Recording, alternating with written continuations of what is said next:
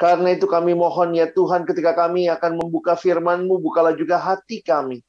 Jadikanlah hati kami seperti tanah yang baik, supaya ketika benih firman-Mu ditaburkan, itu boleh sungguh-sungguh berakar, bertumbuh, dan juga berbuah nyata di dalam kehidupan kami. Berkati baik hamba-Mu yang menyampaikan, setiap kami yang mendengar, Tuhan tolonglah kami semua. Agar kami bukan hanya menjadi pendengar-pendengar firman yang setia, tapi mampukan dengan kuasa, pertolongan dari Roh-Mu yang kudus. Kami dimampukan menjadi pelaku-pelaku firman-Mu di dalam hidup kami, di dalam masa muda kami. Bersabdalah ya Tuhan, kami umat-Mu sedia mendengarnya. Di dalam satu nama yang kudus, nama yang berkuasa, nama Tuhan kami Yesus Kristus, kami menyerahkan pemberitaan firman-Mu. Amin. Shalom, selamat sore teman-teman yang dikasihi dalam Tuhan Yesus Kristus. Saya sungguh bersyukur untuk kesempatan boleh melayani pada sore hari ini. Kita melihat bagaimana Tuhan mengasihi orang muda, sehingga di dalam generasi ini pun Tuhan terus boleh memberikan kesempatan kita datang memuji, memuliakan namanya, dan kita sama-sama akan merenungkan kebenaran firman Tuhan. Saudara, sore hari ini, kita sama-sama akan merenungkan firman Tuhan dengan tema yang diberikan kepada kita, yaitu You are worth it.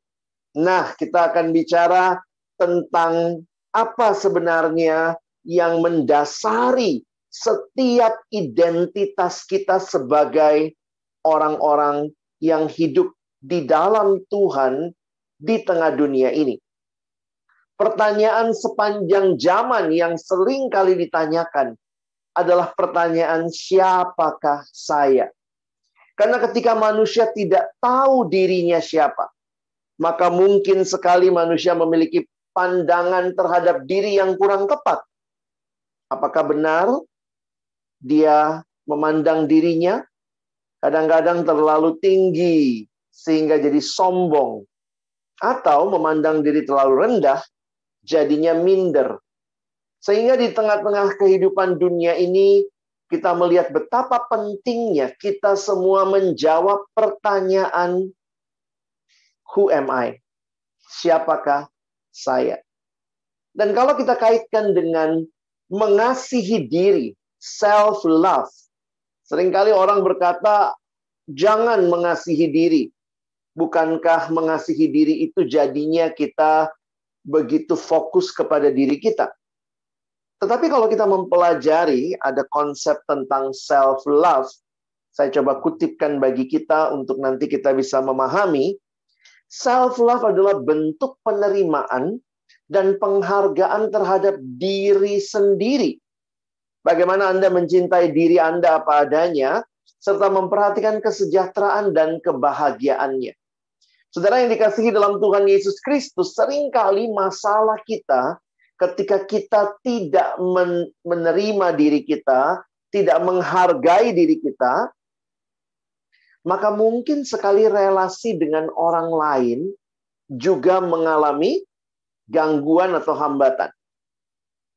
Ketika kita sulit menerima diri, sebenarnya pada saat itu kita pun sedang komplain sama Tuhan, dan mungkin kita sedang membandingkan diri dengan sesama. Karena itu kita ingin melihat betapa pentingnya kita mengenal diri kita dalam identitas yang jelas, dan kemudian kita mengasihi diri kita dengan tepat, memperhatikan diri kita dengan tepat, dan kemudian sesudah itu kita akan bisa melihat bagaimana akhirnya relasi dengan sesama juga boleh menjadi bagian yang penting di dalam kehidupan kita. Ayat firman Tuhan yang mendasari perenungan kita sore hari ini diambil di dalam 1 Yohanes pasal 3, ayat 1 dan ayat yang kedua. Mari kita lihat sama-sama. Lihatlah betapa besarnya kasih yang dikaruniakan Bapa kepada kita, sehingga kita disebut anak-anak Allah, dan memang kita adalah anak-anak Allah. Karena itu dunia tidak mengenal kita, sebab dunia tidak mengenal Dia. Saudara-saudaraku yang kekasih, sekarang kita adalah anak-anak Allah, tetapi belum nyata apa keadaan kita kelak. Akan tetapi kita tahu bahwa apabila Kristus menyatakan dirinya, kita akan menjadi sama seperti Dia, sebab kita akan melihat Dia dalam keadaan yang sebenarnya. Teman-teman yang dikasihi Tuhan, kita nanti coba pahami ayat ini sama-sama. Ayat yang berulang kali Rasul Yohanes menekankan kita anak Allah. Kita sekarang adalah anak-anak Allah. Nah, saya ingin mengajak kita untuk melihat sebenarnya bagaimana secara tepat kita memandang diri kita. Pertanyaan tadi, pertanyaan who am I? Sebenarnya kalau kita coba pikirkan dan renungkan, kalau kita elaborasi ini terkait dengan 3 pertanyaan lainnya. Ketika kita menjawab who am I ini, sebenarnya yang ingin ditanyakan adalah saya ini datangnya dari mana? Where do I come from? Lalu yang kedua, ngapain saya ada di sini? Untuk apa saya di sini? Dan yang ketiga, mau kemanakah saya? Nah, teman-teman yang dikasihi Tuhan, kalau kita melihat secara sederhana, ini bisa kita ibaratkan seperti tenses dalam bahasa Inggris. Pertanyaan pertama berkaitan dengan past, dari mana saya datang. Pertanyaan kedua berkaitan dengan present, untuk apa saya di sini. Dan pertanyaan ketiga, berbicara future, mau kemanakah saya? Seringkali manusia mencoba mencari jawaban dari pertanyaan-pertanyaan ini. Tetapi sayangnya, cari jawabannya bukan di tempat yang tepat. Ketika bicara masa depan, apa yang dilihat? Oh, bintang minggu ini. Wah, Capricornus. Kamu hati-hati sama Pisces. Dia ikan, nanti kamu basah. Saudara, lucu ya. Manusia bisa begitu percaya, mempercayakan diri kepada ramalan bintang. Manusia bertanya tentang dirinya saat ini, bagaimana saya hidup? Yang dibaca adalah ramalan bintang, kartu tarot. Yang dibaca adalah ramalan-ramalan yang manusia ingin tahu masa depan. Tetapi manusia tidak mencari tahu dari sumber yang tepat. Teman-teman, sekarang ini kalau kita beli benda elektronik misalnya, maka itu biasanya disertai dengan buku manual, buku panduan. Siapa yang ngeluarin buku manual itu? Iya, benar, pabriknya. Pabrik yang memproduksi barang elektronik itu akan mengeluarkan buku manual, buku panduan, untuk mengetahui bagaimana menggunakan benda itu. Dan ini yang mengeluarkan adalah penciptanya. Yang mengeluarkan adalah pabrik yang membuatnya. Sebenarnya dalam gambaran yang sama, yang sederhana, kalau manusia mau tahu dirinya siapa, jangan tanya sama bintang. Tanyalah kepada Tuhan yang menciptakan engkau dan saya. Kalau mau tahu dari mana saya datang, tanya sama Tuhan. Kalau mau tahu ngapain Tuhan engkau hadirkan saya. Banyak anak muda sekarang nggak tahu ngapain di dunia ini, bunuh diri saja. Karena tidak punya tujuan dalam dunia ini. Tetapi bagi kita yang ada di dalam Tuhan, yang menyadari bahwa Tuhan menciptakan saya. Dan Tuhan tentunya punya rencana bagi saya. Tuhan bukannya lagi iseng, nggak ada mainan, di surga bikin saudara dan saya. Tapi Dia menciptakan kita dengan sebuah tujuan yang indah. Nah, pertanyaannya, kita rajin nggak ya baca buku manualnya ya? Wah, mungkin kita bilang, wah tebal banget Pak Pendeta. Tapi ya, banyak orang lupa membaca buku manual yang sebenarnya akan menolong kita tahu untuk apa kita hidup. Mau tahu bagaimana hidup? Baca buku manualnya. Mau tahu untuk apa benda itu? Ya baca buku manual yang dikeluarkan oleh pabriknya. Karena itu tidak heran, di dalam Pengkhotbah 12 ayat pertama, khususnya ayat 1a, Pengkhotbah berkata, ingatlah penciptamu pada masa mudamu. Mengapa demikian, saudara? Saya melihat juga mungkin masa tua itu orang agak-agak otomatis kali ingat Tuhan ya. Tapi kalau masih muda, wah rasanya masih panjang hidup. Masih bisa nikmati banyak hal. Sehingga nasihat firman Tuhan, ingatlah penciptamu yang menciptakan kamu. Sehingga ini menjadi penting bagi kehidupan beriman kita. Hidup yang mengingat pencipta. Kitab yang menuliskan awal penciptaan adalah kitab Kejadian. Kitab Kejadian menuliskan awal mula penciptaan segala sesuatu, termasuk penciptaan manusia. Mari perhatikan sebentar apa yang dikatakan ketika Allah menciptakan manusia.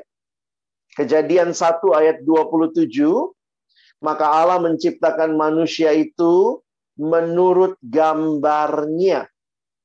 Menurut gambar Allah, diciptakannya dia, laki-laki dan perempuan, diciptakannya mereka. Nah, teman-teman yang dikasih dalam Tuhan Yesus Kristus, perhatikan istilah ini. Manusia adalah gambar Allah.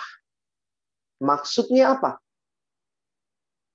Sebenarnya istilah gambar atau bahasa Inggris menggunakan istilah image of God, gambar Allah, adalah sebuah istilah yang menyatakan bahwa manusia hadir mewakili Allah. Sebagai contoh begini, saya seringkali pelayanan ke sekolah-sekolah, ke kampus-kampus, dan satu waktu saya pergi ke sebuah sekolah SMP kalau saya tidak salah ingat, lalu saya tanya sama anak-anak di kelas, ya, adik-adik, biasanya di kelas, di depan ada burung Garuda, ada siapa di samping burung Garuda sebelah kanan dan kiri? Nah, biasanya ada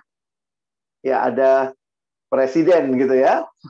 Lalu kemudian presiden, wakil presiden, lalu saya tanya kepada mereka, adik-adik, mana presiden kita? Lalu semua dengan spontan menunjuk, itu gitu ya. Mereka tunjuk di belakang saya gitu ya, karena saya kan di depan kelas. Itu gitu ya. Nah, kemudian saya tanya, apakah itu presiden kita? Ya, kalau itu presiden kita, ada berapa presiden di sekolahmu? Karena setiap kelas punya satu presiden itu ya, yang dikatakan presiden. Sehingga saya harus ingatkan, itu bukan presiden, itu gambarnya. Ya, itu gambarnya. Jadi gambar itu mewakili aslinya. Itu gambar di satu sisi, tetapi itu bukan cuma gambar, itu gambarnya presiden. Kira-kira seperti itu. Ada juga orang ditanya ya, misalnya ketemu sama keluarga atau teman begitu. Yang mana pacarmu? Langsung buru-buru buka dompet terus tunjukin. Ini pacarku. Wah, ini pacarku. Wow, tipis amat pacarmu. Ya, itu bukan pacarnya, itu cuma fotonya, gambarnya. Jadi kalau dikatakan manusia gambar Allah, harusnya bagaimana kita melihat akan hal itu? Tuhan tidak bilang begini, kalau kamu lakukan ini, kamu hidup baik, hidup benar, barulah kamu jadi gambarku. Tidak demikian. Sejak awal Allah menciptakan, dikatakan manusia itu gambar Allah. Kita tidak harus berusaha jadi gambar Allah. Tetapi kita harusnya menghidupi identitas yang Tuhan sudah kasih, kamu gambar Allah. Jadi beda ya. Kadang-kadang kan kalau orang tua suka ngomong, iya nih, anak saya sudah lulus kuliah, tapi tunggulah nanti kira-kira kalau dia sudah bisa kerja, nanti ya barulah jadi orang. Kadang-kadang saya kalau dengar begitu, jadi kalau itu nanti baru jadi orang, sekarang emangnya monyet, ya? Oh, anakku sudah lulus ini, udah kerjanya udah bagus, sekarang udah jadi orang. Kita dari lahir udah orang, begitu ya. Kita tidak harus membuktikan untuk jadi orang. Demikian juga saudara dan saya tidak harus menjadi gambar Allah. Kita sudah gambar Allah sejak dicipta. Karena itu dalam sebuah buku tentang manusia gambar Allah, Dalam satu bab dituliskan, kira-kira gambarnya saya buat begini ya. Our true identity, jadi identitas yang sudah kita miliki. At one side, di satu sisi, kita itu harus humble. Kenapa harus humble? Kenapa harus rendah hati? Karena diingatkan, kita cuma image loh, kita cuma gambar. Kamu bukan Allah. Saya bukan Allah. Kita cuma gambar Allah. Makanya jangan sombong. Kita cuma gambar Allah, bukan Allahnya. Tetapi, at another side, di sisi yang lain, ingat, kita itu bukan cuma gambar biasa. Kita tuh gambarnya Allah. Jadi di satu sisi ada humbleness, kerendahan hati, tetapi di sisi lain ada kemuliaan. Teman-teman jangan sepelekan dirimu. Wah, jangan menjadi orang yang kemudian merasa diri kurang ini, kurang itu. Kamu gambar Allah. Dan ini adalah identitas yang Tuhan berikan dari awal. Karena itu identitas kita itu sesuatu yang dikasih, given, bukan sesuatu yang harus diusahakan. Itu yang kasih siapa? Tuhan sudah kasih sama kita. Karena itu, kita tidak harus membuktikan apa-apa untuk jadi gambar Allah dan jadi manusia. Di dalam Dia kita telah diterima, kita dikasihi, kita berharga. Jadi keberhargaan kita bukan karena sesuatu yang kita lakukan. Keberhargaan kita bukan tergantung diri kita melakukan apa, tetapi keberhargaan kita tergantung pencipta yang menciptakan kita. Yesaya 43 ayat 4 dengan jelas mengingatkan, karena engkau berharga di mataku dan mulia, dan aku ini mengasihi engkau, maka aku memberikan manusia sebagai gantimu dan bangsa-bangsa sebagai ganti nyawamu. Perhatikan, ini kalimat Tuhan bagi Israel. Dan bagi kita Israel rohani, kita pun dikatakan engkau berharga. Saya banyak melayani siswa, satu waktu ada siswa yang datang dan cerita. Kak Alex, ya saya datang lalu dia dengan sedih gitu. Kak, aku dibilang jelek. Waktu saya perhatikan ya emang jelek saudara ya. Kenapa begitu ya? Saya pikir begini dan saya bilang sama dia. Jelek itu dalam arti maksudnya jelek itu kan kalimat yang kamu dengar dari orang. Tetapi kalau kamu lihat ayat ini, saya bacakan ayat ini. Tuhan bilang kamu berharga.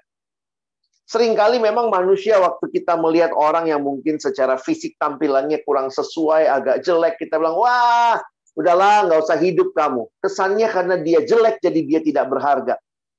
Tapi hari itu saya ingatkan dia, ingat, kamu berharga. Tapi kata temanku, aku jelek. Itu urusan dia. Saya bilang gini, kalau ada yang bilang kau jelek, tatap matanya, pelototin, liatin. Bilang sama dia, kau bilang aku jelek, masalahnya bukan di diriku, di matamu. Gitu ya, saudara ya. Di matamu masalahnya. Kenapa? Karena penciptaku bilang aku berharga. Lihat ayat ini baik-baik. Siapa yang bilang kau berharga? Tuhan loh. Oh, mau temanmu bilang kau jelek, kau nggak berharga. Dengerin siapa teman-teman? Harus dengerin Tuhan yang mengatakan engkau berharga dan mulia. Makanya saya bilang tidak tergantung bentuk rupa kita.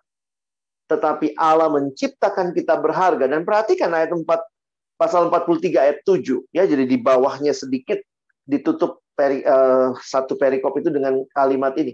Semua orang yang disebutkan dengan namaku, perhatikan, yang kuciptakan untuk kemuliaanku. Ada tujuan Tuhan ciptakan kita untuk kemuliaannya Dia. Yaitu orang-orang yang kubentuk dan yang juga kujadikan. Kita itu punya tujuan dalam hidup. Teman-teman jangan pernah sepelekan dirimu. Jangan lihat dirimu dari, oh saya keluarganya kurang mampu kak. Abang saya keluarganya kayaknya tidak seperti keluarga si Anu. Kalau di sana semua tamat kuliah di keluarga kami, baru saya ini yang kuliah. Oh, keluarga kami nggak punya banyak harta. keluarga kami mungkin tidak terlalu dipandang. Lalu mungkin juga ada yang melihat, oh aku kurang berharga karena bentuk fisikku tertentu. Atau mungkin ada yang mungkin punya kelemahan atau punya cacat di tubuh. Tuhan tidak mengatakan engkau kurang bagus nih, agak KW kau ya. Enggak begitu. Tuhan katakan engkau berharga. Apa tujuan Tuhan? Ngapain Tuhan engkau hadirkan aku dalam dunia ini? Kadang-kadang banyak yang begitu ya. Waktu menyesali nasib, Tuhan, kalau hidupku begini aja, putus pacar terus, ngapain aku hidup? Nah, hidup bukan cuma masalah pacaran, coy, gitu ya. Lihat ini, engkau kuciptakan untuk kemuliaanku. Ayo move on, kalau memang harus move on, udah selesai, udah. Bangun relasi yang sehat, punya banyak teman, nanti bisa lihat lagi siapa yang Tuhan arahkan. Oh, ini dia, calon pasangan saya. Jadi, teman-teman, Tuhan punya rencana dan kita harus selalu ingat itu. Jadi 3 pertanyaan tadi siapa yang jawab? Dari mana saya datang? Tuhan yang jawab. Kau dariku. Aku yang ciptakan kamu. Tuhan, ngapain aku di sini? Yang kau hadir untuk kemuliaan namaku. Tuhan mau kemana hidup saya? Hidupmu harus untuk memuliakan. Jadi kita itu bukan orang yang tidak punya tujuan, orang yang tidak berharga, tidak. Kita adalah orang yang jelas diciptakan oleh Tuhan. Tapi mungkin teman-teman tanya, tapi kan kita jatuh dalam dosa, Pak Pendeta. Apa yang terjadi? Oh, itu yang terjadi dengan kita dalam dosa.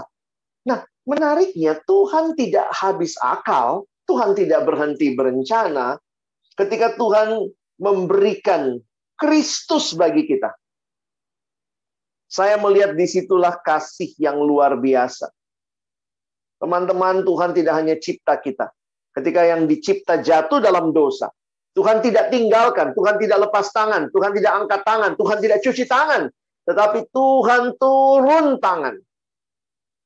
Menjamah setiap kita. Dan di dalam Kristus, kita mengalami hidup yang dipulihkan. Karena itu teman-temanku yang dikasihi dalam Tuhan Yesus Kristus, saya senang dengan kutipan ini. Perhatikan baik-baik. Christianity isn't just a religion. Kekristenan itu bukan masalah agama. Bukan sekadar agama. Tapi kekristenan adalah relasi dengan Allah melalui Yesus Kristus. Kenapa? Karena Yesus inilah yang membawa engkau dan saya bisa kembali kepada Allah dalam relasi yang indah dengan Allah.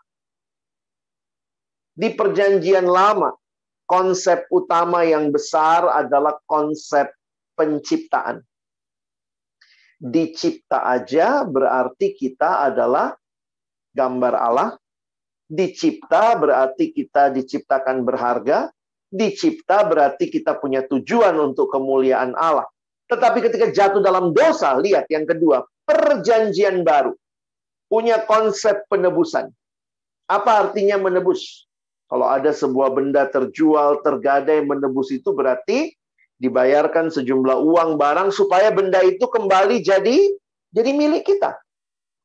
Ketika engkau dan saya terjual di dalam dosa, Kristus membayar harga yang mahal. Paulus berkata, harganya lunas dibayar. Dia beli kita kembali menjadi miliknya. Wow, itu luar biasa ya. Dia tidak tinggalkan kita. Dia membeli kita. Dia membayar lunas harganya. Karena itu perhatikan ayat yang kita baca di awal tadi ya. Makanya Rasul Yohanes ingatkan lagi orang-orang yang dia surati jemaat pada waktu itu. Hey, ini kalau pakai bahasa sekarang kali ya, coba hayati ayat ini. Lihat. Kayak itu, buka matamu ya. Lihat betapa besarnya kasih yang dikaruniakan Bapa kepada kita, sehingga kita disebut anak-anak Allah. Wow. Dan memang kita adalah anak-anak Allah. Ini apa maksudnya? Sampai 2 kali ngomong begitu.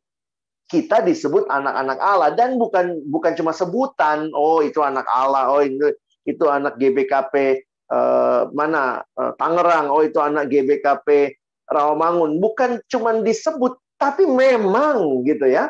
Memang kita anak Allah. Karena itu dunia tidak mengenal kita. Sebab dunia tidak mengenal Dia. Di dalam Kristus kita diselamatkan. Kita punya identitas baru. Kita disebut anak-anak Allah. Teman-teman, ini generasi GPS kalian ya. Wow, posisi sangat penting. Pastikan di mana posisimu saat ini. Kamu ada dalam dosa atau kamu ada dalam Kristus? Kalau kamu ada dalam Kristus, kamu diselamatkan, berarti kamu adalah anak-anak Allah. Jadi lihat ya, perjanjian lama menegaskan engkau dicipta, engkau gambar Allah, engkau berharga, engkau harus hidup bagi kemuliaan Allah. Perjanjian baru menegaskan lagi, kamu di dalam Kristus, kamu diselamatkan. Ingat teman-teman, keselamatan itu bukan apa yang kita lakukan bagi Tuhan, tapi apa yang Kristus lakukan bagi kita. Makanya buat kita dalam kekristenan, keselamatan itu anugerah, karena bukan kita yang melakukan. Kalau saudara dan saya yang melakukan, siapa juru selamatnya? Aku. Aku bayar dosaku, makanya bisa selamat aku. Berarti, wow, puji diri. Puji diri, aku juru selamat. Kekristenan berkata tidak. Keselamatan itu bukan karena perbuatan baik kita, tapi karena karya Kristus di kayu salib. Makanya itu adalah karya keselamatan, adalah anugerah Allah, bukan perbuatan baik kita. Dan karena itu, setiap kita yang percaya, lihat kalimat Yohanes 1 ayat 12. Tetapi semua orang yang menerima Yesus, diberinya kuasa supaya menjadi anak-anak Allah, yaitu mereka yang percaya dalam namanya. Nah, menarik sekali kalau nanti teman-teman mempelajari istilah anak-anak Allah. Jadi di perjanjian lama sekali lagi ya, dicipta, dikasihi, berharga. Tapi di perjanjian baru lebih intim lagi nih ya. Kita anak. Wow, engkau bukan cuman sekadar maaf ya, anak kalau kuliah di mana disebutnya kampusnya, oh itu anak Trisakti, oh itu anak UI, oh itu anak. Kita tuh anak Allah. Roma 8 menegaskan semua orang yang dipimpin Roh Allah adalah anak Allah. Itu menunjukkan apa? Berarti hubungan yang dekat dengan Allah. Nah, pertanyaannya, kita alami nggak hubungan yang dekat itu ya? Nah, memang ada anak-anak yang bandel ya. Tapi itu tetap anak Tuhan ya. Sehingga Tuhan menunggu. Ayo, balik yang bandel-bandel. Engkau dikasihi. Tuhan tidak mau engkau terhilang. Kembali kepada Tuhan. Miliki hubungan yang dekat dengan Tuhan. Ayat 2, Rasul Yohanes keingatkan lagi. Jadi kalau teman-teman baca ayat 1-2, lihat berapa kali diulang itu. Kita disebut anak Allah. Lalu kemudian kita bukan cuma disebut, kita memang anak Allah. Terus ayat 2, saudara-saudara yang kekasih, sekarang kita adalah anak-anak Allah. Kayak diingetin lagi gitu. Ayolah, ingat begitu ya. Dan ini satu hak istimewa yang luar biasa. Itu menunjukkan kita bisa menghampiri Tuhan secara langsung tanpa perantara. Kita bisa berdoa secara langsung pada Tuhan dimanapun dan kapanpun karena Kristus telah menguduskan kita. Kita punya akses, ingat, di perjanjian lama, untuk datang sama Tuhan harus lewat imam. Nggak bisa langsung. Tapi di perjanjian baru, Kristus telah membuka tirai itu. Yang memisahkan antara manusia dengan Allah, sehingga kita sekarang bisa datang langsung kepada Tuhan. Dan inilah hal yang luar biasa. Bapak Timothy Keller mengatakan kalimat yang menunjukkan apa artinya anak. Nah, ini kalimatnya menarik ya. The only person who dares wake up a king at 3 a.m. for a glass of water is a child. And we have that kind of access. Coba, kalau ada raja di dunia ini ya, siapa yang berani bangunin raja jam 3 pagi minta air? Raja minta air. Begitu raja buka mata, iya bentar ya, ngantuk-ngantuk diambilin airnya. Siapa itu? Anaknya si raja. Wow, kita itu punya akses. Kita disebut anak-anak Allah.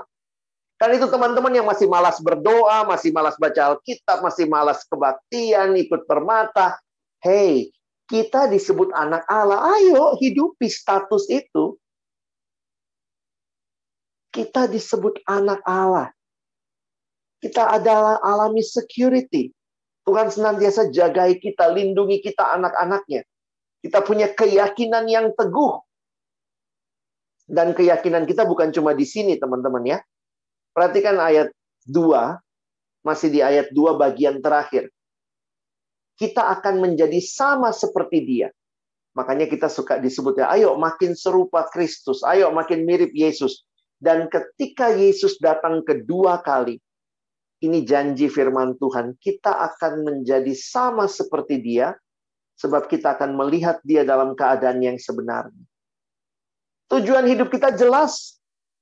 Hidup makin mirip Yesus, makin mirip Yesus. Dan akhirnya nanti ketika Kristus datang kedua kali, kita akan dibawa dalam hidup yang semakin serupa dengan Dia. Ada pengharapan itu. Perhatikan 1 Petrus mengatakan begini ya. Terpujilah Allah dan Bapa Tuhan kita Yesus Kristus yang karena rahmat-Nya yang besar telah melahirkan kita kembali oleh kebangkitan Yesus Kristus dari antara orang mati kepada suatu hidup yang penuh pengharapan. Teman-teman, kita tidak hanya hidup di dunia ini saja. Ada kebangkitan setelah kematian. Itulah yang disebut hidup penuh pengharapan. Lihat bagaimana Petrus menjelaskan hidupnya itu bagaimana. Ayat 4. Untuk menerima suatu bagian yang tidak dapat binasa, yang tidak dapat cemar, yang tidak dapat layu. Di mana itu? Yang tersimpan di sorga bagi kamu. Wow, ini iman kita. Karena kita anak-anak Allah, kita dijanjikan sebuah masa depan yang bukan cuma lulus kuliah, ya itu juga kita syukuri ya. Masa depannya dapat kerja yang bagus. Oh, masa depannya nanti menikah dengan orang yang dia cintai. Masa depannya nanti punya anak-anak, punya rumah, punya kendaraan pribadi. Masa depan yang dijanjikan, yang tidak binasa, tidak dapat cemar, tidak dapat layu. Ya, kalau dikasih duit hari ini ada, besok habis gitu ya. Bisa layu itu ya, bisa lewat. We have a living hope because we have a living Savior. Nah, karena itu perhatikan kalimat ini ya. This means we have an incredible future. Kita punya masa depan yang fantastis, yang luar biasa. Peter is saying that what is in store for us is so grand and glorious that it will be. Kita akan mengalami masa depan yang sungguh luar biasa, yang tidak bisa kita bayangkan, yang sangat-sangat mulia. Nah, teman-teman lihat ya, ayat itu mengingatkan kita. Dan karena itu kita harus makin serupa dengan Kristus, transforming, ya. Coba lihat ayat 2 tadi ya, kita adalah anak-anak Allah, maka kita akan menjadi sama seperti Dia. Jadi pesan firman Tuhan sore hari ini buat kita. Kamu dan saya ada di dalam dunia sebagai gambar Allah, milik Allah, berharga di hadapan Allah, ada tujuan untuk kemuliaan Allah. Di perjanjian baru diingatkan kita anak Allah, berarti ada keamanan, ada kedamaian, ada masa depan yang cerah, ada hidup yang harus makin serupa Kristus. Ayo bangun semua itu. Kita tidak hanya bergumul, aduh aku kurang ini, kurang itu. Tapi kamu punya jati diri identitas yang kuat. Kamu akan maju dan hidup bagi Allah. Nah, saya coba simpulkan tentang self-love dari bahasan ini ya. Jadi waktu bicara self-love, apa sih yang mau kita ingat? Self-love adalah hal yang alkitabiah. Meski tetap harus diimbangi dengan kesadaran bahwa kita harus mengasihi Allah dan sesamanya. Jadi Alkitab mengajarkan self-love dikaitkan dengan Allah dan sesama. Jadi bukan self-love yang egois. Ya, karena itu, jikalau Allah saja yang menciptakan kita dengan martabat dan mengasihi kita sampai memberikan anak yang tunggal bagi kita, maka kita pun seharusnya menghargai diri kita sebagai ciptaan Allah yang telah ditebus dan dikasihi oleh-Nya. Ketika seorang teman yang bertobat alami perubahan hidup, waktu kemudian dia kumpul-kumpul sama teman-temannya, dulu biasanya dia ngerokok gitu ya, wah ikutan ngerokok sana sini kalau kumpul-kumpul. Tapi ketika dia sudah ingat dia ada dalam Tuhan. Dia menghargai dirinya. Aku milik Tuhan, tubuhku bait Roh Kudus. Kalau Tuhan sudah tebus aku akan hargai, aku akan jaga, ya, itu namanya mengasihi diri sebagai ciptaan yang telah ditebus dan dikasihi oleh Dia. Jadi bukan self-love, artinya saya sangat menyayangi diri, sangat fokus sama diri sendiri. Tetapi self-love yang di dalamnya saya tahu saya berharga. Dan karena saya berharga, saya tidak akan main-main dengan hidup yang cuma satu kali ini. I am a child of God. I know it, I live it, and I love it. Kiranya Tuhan menolong kita. Bukan cuma jadi pendengar firman, tetapi boleh sungguh-sungguh dalam hidup ini menjadi pelaku firman Tuhan. Nikmati hidup dengan identitas di dalam Tuhan. Dan sebagai orang-orang muda, mari hidup mempermuliakan Tuhan. Jangan hidup mempermalukan Tuhan. Amin. Mari kita berdoa. Tuhan, terima kasih buat firman-Mu. Kami tahu di dalam Engkau kami berharga. Kami diciptakan dengan sangat indah dan mulia. Bahkan ketika kami jatuh dalam dosa, Engkau menebus kami, menjadikan kami anak-anak Allah. Bukan supaya kami hidup mirip dunia, bukan supaya kami hidup mempermalukan Bapa kami di surga.